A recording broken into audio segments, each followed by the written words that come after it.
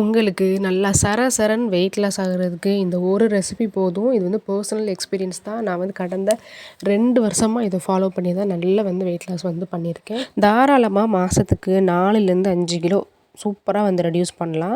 கொஞ்சம் நல்லா கண்ட்ரோல்டா இருந்துட்டு, கொஞ்சம் லைட்டா வீட்லயே வந்து சிம்பிளான எக்ஸர்சைஸ்லாம் பண்ணி, ஆஃப்டர்நூன் வந்து இந்த லஞ்சுக்கு வந்து இந்த ரைஸை வந்து கட் பண்ணிவிட்டு, அதுக்கு பதிலா வந்து இந்த ரைஸ் வந்து எடுத்துக்கோங்க.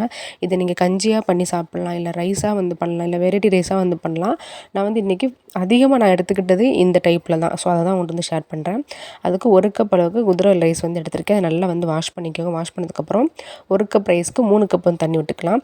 இது கூடவே வந்து 1 கை அளவுக்கு வந்து முளைக்கட்டின பச்சை பயிறு வந்து சேர்த்துருக்கேன். இது வந்து ஆப்ஷனல் தான். இன்றைக்கி எங்கள் வீட்டில் இருந்ததுனால நான் வந்து சேர்த்துருக்கேன். இல்லைன்னா வெறுமனமே ரைஸை மட்டும் வேக வச்சா கூட வந்து போதுமானது. இப்போ வந்து கொஞ்சம் உப்பையும் போட்டு நல்லா வந்து 3 கப் அளவுக்கு தண்ணியும் சேர்த்து குக்கரை மூடி வச்சு ஒரு 4லேருந்து 5 விசில் விட்டீங்க அப்படின்னா நல்லா வந்து குழஞ்சி வந்து வந்துடும். உங்களுக்கு வந்து இது கஞ்சி மாதிரியும் நீங்கள் வந்து பண்ணலாம். நம்ம நார்மல் கஞ்சி பண்ணுவோம் இல்லையா, பூண்டு, சீரகம், மிளகு இதெல்லாம் போட்டு பண்ணுவோம் இல்லையா, அந்த மாதிரி கூட நீங்கள் காலையில் எடுத்துக்கிறீங்கன்னா கஞ்சி மாதிரி வந்து எடுத்துக்கலாம். நான் ஆஃப்டர்நூனுக்காக வந்து பண்ணிகிட்ருக்கேன். நான் ஆஃப்டர்நூன் டெய்லியுமே வந்து இந்த ரைஸ் தான் வந்து எடுத்துக்குவேன். ஒரு நாள் வந்து குழம்பு தொட்டு சாப்பிடுவேன், ஒரு நாள் வந்து தக்காளி சாதம் இந்த மாதிரி வெரைட்டி ரைஸ் மாதிரி வந்து பண்ணிக்கிடுவேன். இன்றைக்கி வந்து பார்த்திங்கன்னா தயிர் சாதம் மாதிரி வந்து பண்ண போகிறேன். தயிர் வந்து பார்த்திங்கன்னா ஒரே ஒரு ஸ்பூன் தான், கொஞ்சம் நல்லா புளிச்ச தயிர் மட்டும் சேர்த்துக்குவேங்க.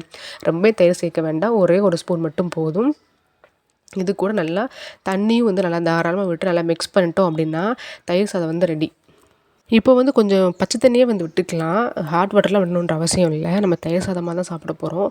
நீங்கள் கஞ்சியாக சாப்பிட போகிறீங்கன்னா நல்லா சூடான தண்ணி வந்து விட்டு சாப்பிடும்போது இன்னும் கொஞ்சம் நல்லாயிருக்கும்.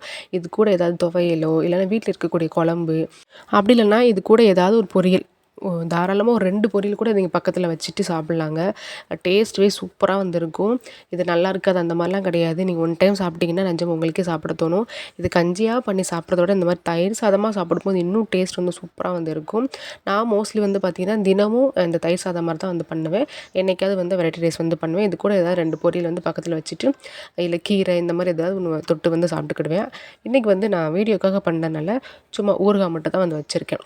ஊறுகாவே வந்து போதும், அவ்வளோ சூப்பராக இருக்கும். ஆனால் இன்னும் கொஞ்சம் நல்லா ஹெல்த்தியாக எடுத்துக்கும் போது ரொம்ப நல்லது அப்படின்றனால ஏதாவது ஒரு கீரையும் ஒரு காய்கறியும் வச்சு சாப்பிடும்போது சரன்னு ஒரு மாதத்தில் 4லேருந்து 5 கிலோ நல்லா வந்து வெயிட் லாஸ் பண்ணலாம். இது கூட வாக்கிங், ரன்னிங் இந்த மாதிரிலாம் பண்ணும்போது உங்களுக்கே வந்து சூப்பராக வந்து ரிசல்ட் வந்து தெரியும்.